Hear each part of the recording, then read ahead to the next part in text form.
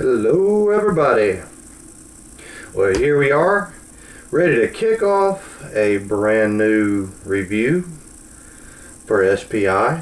What we're going to be reviewing today is a tank. I'm fairly impressed with this tank. I'm going to mention a different tank, one that I haven't done a review on.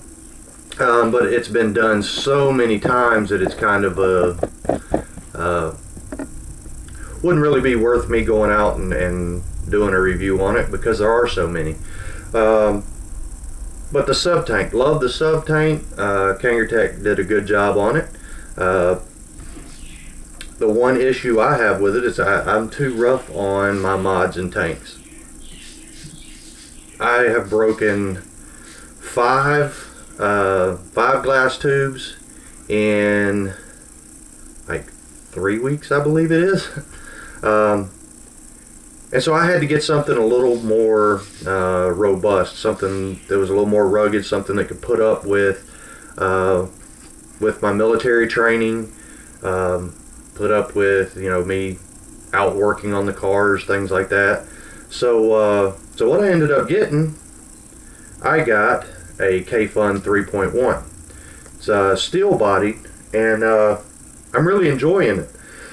It's a 4.5 mil tank, pretty big. I mean, it holds plenty of juice. It's got the if you look, it's got the stainless body. It's also got plastic sections. You can interchange them however you like. You could have mostly plastic. You can have all steel. You can have all plastic. You know. I kind of like that. I went with the steel body with the plastic insert in the middle so I can see my juice levels. It's a bottom coil and it's gravity fed. RBA deck or RDA, whichever, different people call it different things.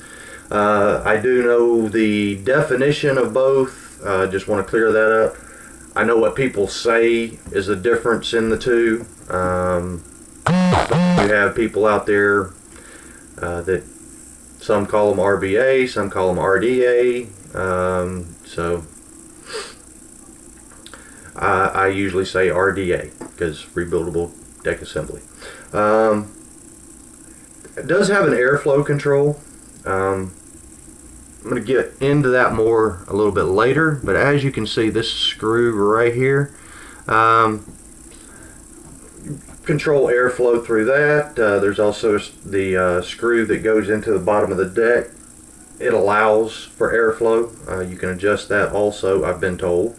Haven't tried that. I think I'm going to try because this thing has a fairly tight draw on it. And I would prefer a little more draw just so I don't get the headaches.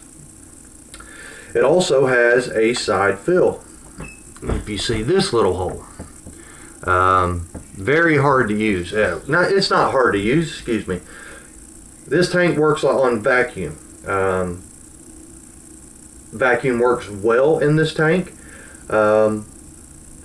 But when you go to fill, that hole is so small, you have to have the perfect syringe to be able to get in there. And most bottles nowadays, either have a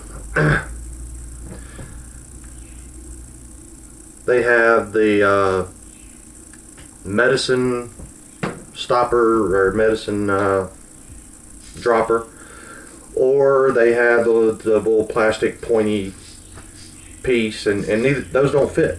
So then you end up having to take the top off. I'm not going to go into how to fill it right now. Maybe we'll do that with a build video later. But that's really the only choice you have with such a small fill hole.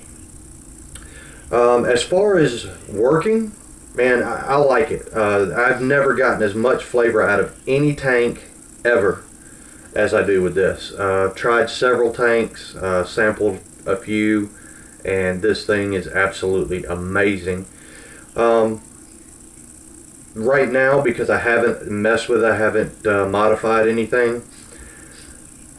Right now I'm using, I call it an air gap. technique to take draws off of it, just to get a little more air in and not get that headache. What I mean by that is I leave a little gap on each side of my mouth when I go to draw in. You're going to be able to hear it.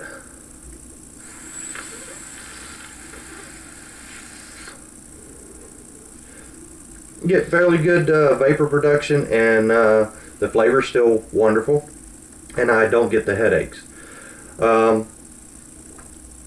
With that, I mean, being a rebuildable deck, you do have to have the knowledge of coil making. Also, you have to have the tools. This doesn't have any kind of OCC type coils, and you'll you will need some way to figure out your ohm, some kind of ohm calculator. I always suggest steam engine as the calculator, just because it's worked the best for me. There are others. There are several that I even use just for quick calculations, but steam engine seems to be right on. So that's another thing that I would suggest.